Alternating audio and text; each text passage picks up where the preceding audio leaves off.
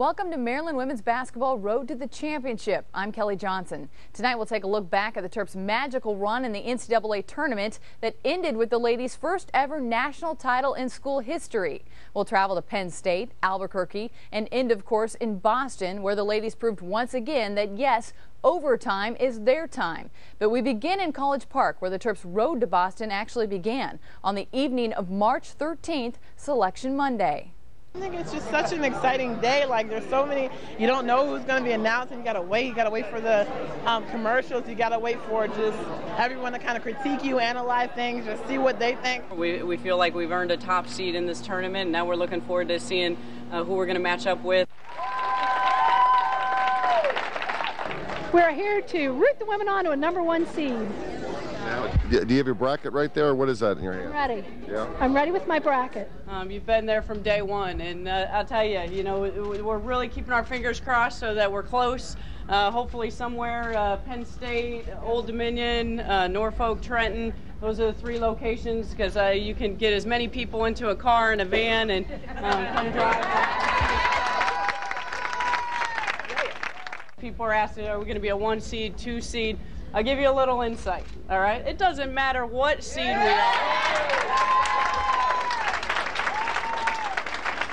Because I'll tell you, if you would have watched our practice today, and just a little secret, because you guys are the ones that are up here, it was our best practice we've had all season. So I'll tell you, that little number in front of your name doesn't mean a bit. These guys are ready to play. You're going to see Maryland on the court, and they're going to be ready. We're excited for this, the matchup, our location, and again, we're just really excited that you could be a part of this special night with us and this special event, and we hope to see you wherever we're going. So again, go Terps. Thank you.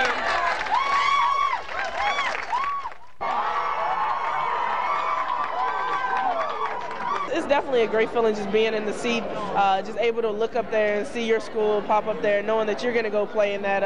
I've always wanted to, be able to do that, ever since I was a little kid. This is my chance here, and it's a great feeling. And then you have the last bracket here, #2 seed in the Cleveland region, and there you have it. Tennessee Lady Vols taking on Army. And the story might be the fact that Tennessee is a #2 seed instead of a #1. We were just happy they got a #2 seed, because we had heard that they're going to get a #1 seed. And with them getting a 2 seed, we thought it would help our chances at getting a #1 seed. And where would Duke fall? They are #1 overall in the Bridgeport region. Oh my goodness, it's nerve-wracking. Every time they call a #1 seed, our hearts are dropped. First bracket went up, we weren't in it. Then the second bracket went up, we weren't in it. The third bracket went up, we weren't in it. From there, it was a long night of anticipation, but it was kind of neat to be able to watch the whole show unfold. And there we see UConn. Stacy's ready. We're going to Albuquerque, ladies and gentlemen. And the #1 seed in the final region, Ohio State. That last one kind of was like a little dagger in the heart, but at the same point, we can't complain. It's a number. It's what someone else thinks. It's someone else's opinion, and the best way to prove everyone wrong is to play basketball and win games. And then we wrap it up here in the bottom half of this region. Maryland, a 2 seed, taking on Sacred Heart. No, we don't really care how young we are. I mean, if you bring a bunch of players who can play and like playing, it doesn't matter how young the team is. A #2 seed is not bad. What we just have to do now is the girls just have to go out there and play basketball and get to the Final Four, because that's what it's all about. I think that we're a better team than Ohio State. We beat Duke. We beat North Carolina. Our schedule was more difficult than theirs. We should have been the 1 seed in that division. We don't care who we're playing. We're just going to go out there and prepare for every game as it is our last, because it may as well could be. It could be. I think going through the unveiling of the brackets, and when the team saw Tennessee get a #2 seed, I think the players probably felt like that we were going to gain that #1 seed as well. So I think they were confident in that. But at the same point, I know they were disappointed, obviously, when we did see that we received a #2 seed. We felt like we had earned in our conference and had proven ourselves that we should have received a #1 seed. But like this team, as you used all season long. We just used it for motivation, and you know, knew it's just a number in front of your name. What matters most is getting to a Final Four, which one we've accomplished that, and two, trying to go win the whole thing.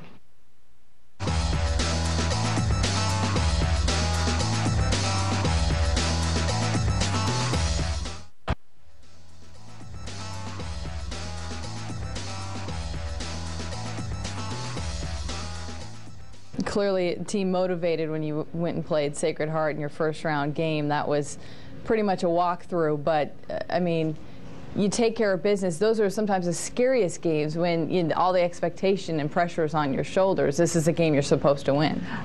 I would agree, and you know, the Sacred Heart was a convincing win. I think it shows you how far this program has come, but you also have to have the perspective. You know, I can still remember 2 years out before that, our first round games, you know, Wisconsin, Green Bay, Miami, our first year, those were battles, and we were always, you know, the team not expected to win those games. So you definitely have to have the perspective, but I think it also shows how far this program has come and the confidence that they're playing with to be able to have such a convincing win. Then you have a tough second round game against St. John's, an overtime battle.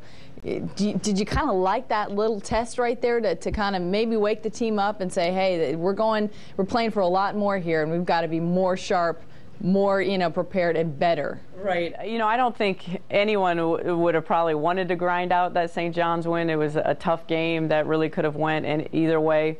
I gained a lot of perspective from our kids after that game, because I didn't realize how much pressure they were putting on themselves to win that game. Their expectations, I think they felt like if they didn't get beyond to the Sweet 16 this season, the whole season was going to be a failure. And, you know, wow, I mean, I had no idea going into the game. I had a lot of confidence watching film that we were going to go in and dominate that game, and we didn't. But I also think it did. Big picture, it helped our kids to understand how close they were to having their season being over, that if they don't play with confidence and they feel the pressure, that they're going to go home. And I think it was really good for us to be tested that early in the tournament. The much anticipated matchup between the Terrapins and the Bears. Again, these two teams have never met. In Albuquerque, New Mexico, we join you from the pit. We're about to play Baylor, the Sweet 16, for the right to play in the Elite 8. The mood in here is pretty chill. Nobody's overly excited. Hangman, yeah, that's our new tradition. We started off because we were bored out of our minds in the locker room, and then we started making up words like respect and beat Baylor and win or go home. Win or go home, yeah, good call. Good call. That was sharp. That's a good one. That's a good one. That's a good one. You are going to have so much confidence and so much swagger tonight that they're going to think you're the defending national champions. Go take care of business. Beat Baylor. 1, 2, 3. Beat Baylor. Let's go. Inside right away to Langhorne. They're playing her straight up, and she goes right around the defender to Langhorne. Cuts nicely. She's got all 4 points. Tolliver for 3. In and out. Crystal Langhorne 6. Baylor nothing. You know, when we start off the game like that, when Lang just comes off money and dominating, it just gives everybody else confidence. Lang was obviously our go-to player. I mean, she's unbelievable, and they were playing her one-on-one the whole time. I play her one-on-one, definitely. She's impossible to guard, like literally impossible. Crystal was spectacular. I mean, just came with a ton of energy, was ready to lead this team and refused to lose. And I mean, she just brought so much to the table tonight. And I thought her teammates were so unselfish, giving her the ball and letting her work. And they saw the game plan, that she wasn't being doubled, and just let her go to town. She came out just with fire, like, you know, just, I don't know. Lang is just playing the best basketball of her life right now. Crystal Langhorne is just killing it. 22 points, 10 for 13. Whenever, you know, Lang makes a big move, you see that face. I guess it's soon going to be her signature face. I love the face because that means good things are happening. She deserved to make the face tonight. She was just phenomenal. I think that face just gives us a lot of energy too, especially at the beginning of the game, and when somebody gets hyped, all your teammates get hyped, and the other team doesn't get hyped. So I mean, it's a big momentum for the team. She is just a beast. Like, if she's not an All-American, I don't know what is. So now Maryland, 0.6 of a second left, so you do have time to catch the ball and shoot the ball.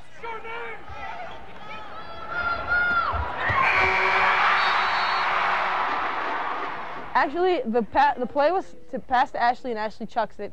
And as I'm getting the ball, Walsh goes, throw it to Lang. Saw that the one girl was going with Crystal. They only sent one back with her, and just was telling Crystal to go post. Go post up, Crystal. Go post up. I was just standing at half court like, Ash is gonna check up a shot. Coach Walsh was like, go to the block. I'm thinking in my head like, I'm not getting the pass. And then Shay threw it and it came right to my hands. I'm just like, oh, and it just went in, and I'm like, that's Coach Walsh and his genius thinking. Honestly, I just threw it up, and Lang made a great catch and scored it. I think that just like topped off the whole game. After she threw that pass and Lang finished that layup, I knew we were winning the game. Lang got 30. Yo, Shay. Beautiful pass. That was a beautiful pass. It was right into her hands. Yeah, how many did Lang got? She got 20. Lang got 30. She got 20, don't she? I'll say she got 20. At least 20. got all our points above 6. Way pass me the ball, guys. That's Lang, and she's very humble. She doesn't like to take credit and stuff. That's Lang. That's what I love about Lang. We're going to have a new national champion this year as Baylor goes down.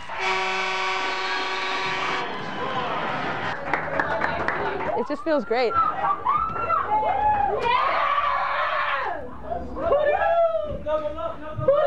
A huge step forward. I mean, obviously, to continue to keep making the steps that we have in terms of rebuilding this program. Obviously, the recognition you receive, you just beat the defending national champions in Baylor. I mean, just it's unexplainable to say, you know, what this means for our program. It's just unimaginable. I'll tell you what was most special about that win is we did it together, did we not? Unselfishly, you know, we understood the game plan. I mean, you executed it to perfection. Lang dominated inside and out. Shay, you know, she played defense, got some charges, knocked down shots. Marissa, she made good offensive decisions, you know, knocking down shots and penetrating the basketball. Harp, you know, Harp played like Harp. Harp was playing defense as usual, playing great defense. You know, Sophia Young went 11 for 25. Jade, her defense was great. KT passed and also hit big shots. Ashley also hit big shots and boxed out big time like she usually does. And Orly came in and played big minutes, and so did Shar. And that's our team. We have a team right here. Every player, every coach, every support staff has a piece in this, and I think that's what truly makes it special, is to sit and to observe and watch this team to see what this young team has grown into. We are going to the Elite Eight. It feels great to be in it. It's, you know, something we've all always wanted to be in, and, you know, now that we're finally in it, we're ready to continue making strides and winning games. Can't get too crazy, you know. The more confident and composed that we stay, the better. That's what got us here, so that's what we'll continue to do. Not overjoyed. I mean, since the whole time, since day one, what has been our goals, and it's a national championship. So if we win that, you'll see a lot of joy. And until then, we're not going to be satisfied. We're going to be happy for a day, but not satisfied. I think, you know, we're excited, but we know we still have steps to go. We're not satisfied right here, and we need to go even further. That's why, you know, you don't see as much excitement as you probably would expect. I think you see, obviously, everybody involved. I mean, everybody savoring and soaking in and enjoying the moment. And you see with staff and players and managers, coaches, I mean, everybody just taking it all in and savoring the win together. How much fun was that? Here you go again, you know, this team and being challenged. You're playing the defending national champions. That's what everyone's talking about, the team to go to the Final Four, you know, the right to go to the Final Four since they won it last year. And this team just came out hungry and ready to gain respect on a national level. And we were led by Crystal Langhorn. So much energy, so much poise, put this team on her back like she always does. And the team just fed off of her. And it was just a great, convincing team win. It's Ashley, take the point. This is the ball. Stay down low. The opposite post comes through. This person will spot up and try to sneak. Again, this will be 5, 21, or 15, and they're going to sneak around. Wait for you to look there, or help. Team off to a big victory, sending the Final Four.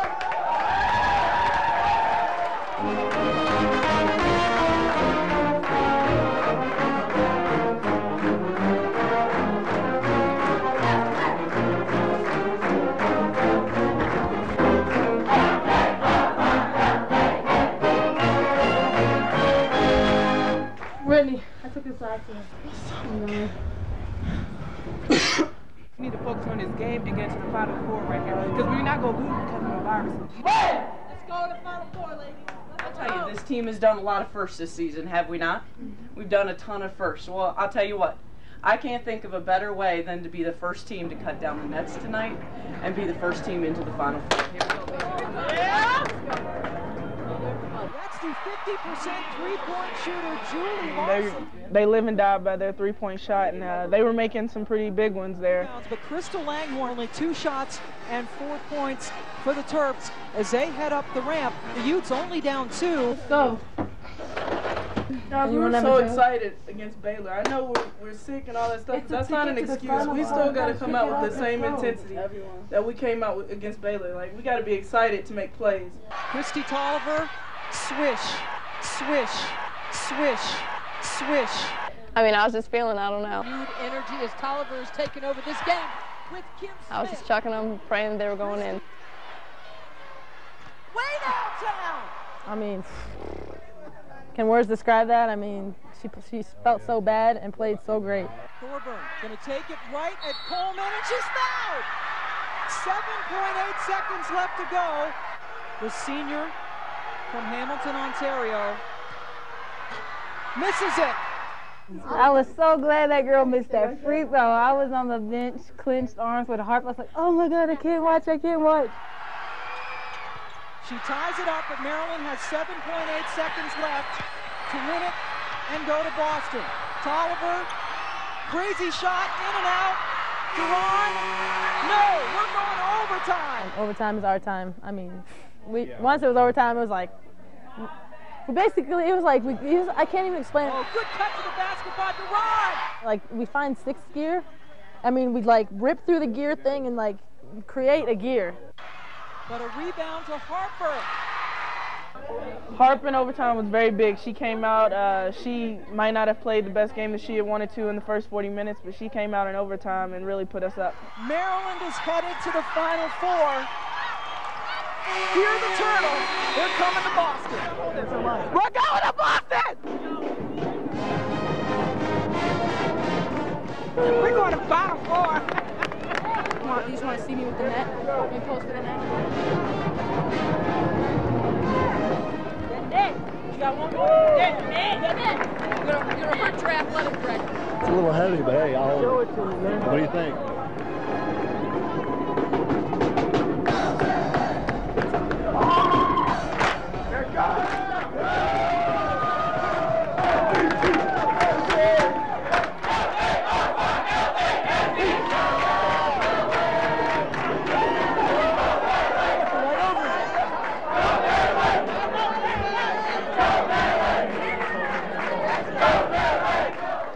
By far one of the most proudest and probably one of the most eeriest things I've ever been through with a team in all my years of coaching. There was a lot of self-talk going on from the time that I had to go down the elevator ride to meet the team to get out to the parking lot just to show them, you know, hey, I'm okay, we're going to do this thing. My assistant coach Jeff Walls was literally in the training room up until tip-off. And so, you know, I mean, just the conditions that we faced. And then again, I mean, to be able to pull this thing out in such a hard-fought game, and then not your typical game, 40 minutes, now you're going into overtime, and you got to find another 5 minutes in your tank, given the conditions. I mean, it's just so hard to describe what an amazing win it was for this team.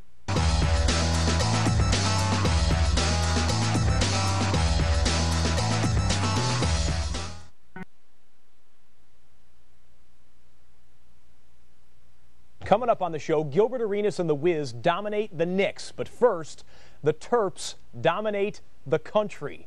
The Maryland Terrapins, Crystal Langhorne and company playing in their first ever NCAA Championship game, taking on ACC rival Duke. First half, things not going well for the Terps. Marissa Coleman's pass goes offline, lands in the front row. During the timeout, Coach Brenda Fries shows her displeasure right in Coleman's face. Coleman said Fries knew exactly what she needed. Second half, Duke kept coming. Jessica Foley pulls up for three, rattles it home. The Terps were down by 13 in this game, but they've shown so much heart all season, and they would do it again. Coleman speeds it up court, hits the top of the key shot, Terps only down by 1. Just over 4 minutes to go. Terps down 2. Harper pulls up for the 10-footer, rolls it in. We are tied. Remember, the Terps were down 13. Just over a minute left. Take a look at Shea Durant, bottom right corner of the screen, gets tangled up with Misty Williams and gets whipped around and tossed to the hard court. Take another look, bottom right corner. Durant hard on the elbow. Shea would get some medical attention, had to leave the game briefly, but would come back. The Terps only made 1 of 2 free throws, so they were down by 3. Maryland still hanging in there. Christy Tolliver shakes and bakes, hits the jumper. Terps only down by 1. Duke made a couple free throws, though, so it's still a 3-point game. Terps have to hit a 3 to tie. Tolliver looking for screen. She fires. Got it!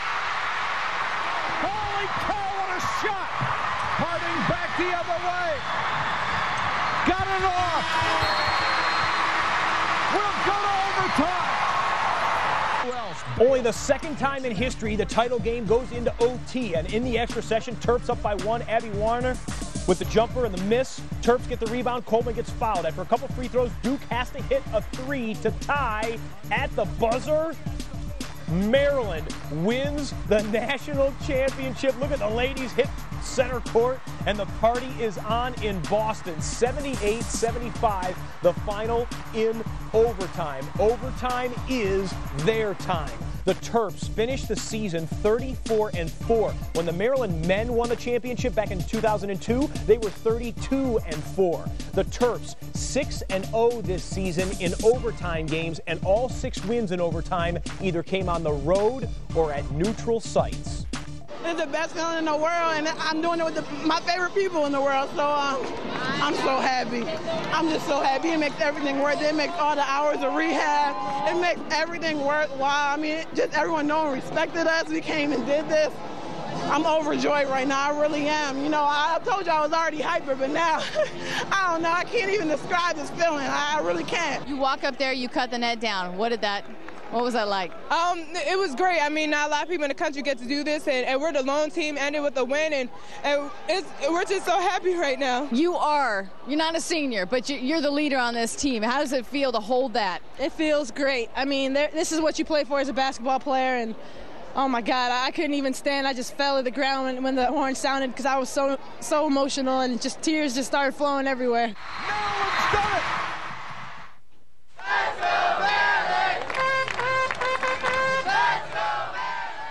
About 1,500 students and alumni showed up today in College Park to greet their national champion basketball team. How nervous were you watching that game last night? I was jumping up and down on my bed. And then my sorority sister came over. We both jumped up and down on my bed. It was very nerve-wracking. I'm glad they pulled it off. This is good. I was a senior in high school when we had the men's championship, so I missed that, and it's good to get the win here. Less than 24 hours after winning the women's national title, the first in the program's history, they had yet to come down from their emotional high. And I think they obviously showed what it means to be able to have a team, to be able to bring back the first natty in women's history to College Park. So many people were like, what are you doing going to Maryland? You're foolish going to Maryland. And you know, right now, just look at us now. We're national champions, baby! Yeah! It's a great feeling to have the support of the community and the student body. You know, we weren't expecting that many people by any means. You know, we thought maybe 100 tops, but yeah. But to see that many people there just supporting us, you know, we had no idea. We've been on the road. We don't know like who's watching the game or anything like that. But you know, now we know, and it's overwhelming.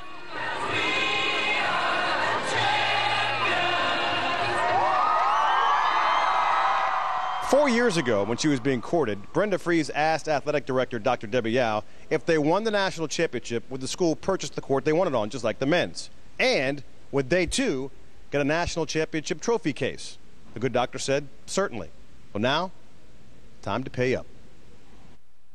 Thanks, Chick, and we'll be looking for that court in the national trophy case next season. So now the ladies reign supreme over College Park in the women's basketball world, and there could be more titles to come. Brenda Fries loses just 2 players and returns all 5 starters next season, so one would hope that when people think of the Maryland women's basketball team now, they'll think favorite instead of underdog. Thanks again for watching Maryland Women's Basketball Road to the Championship.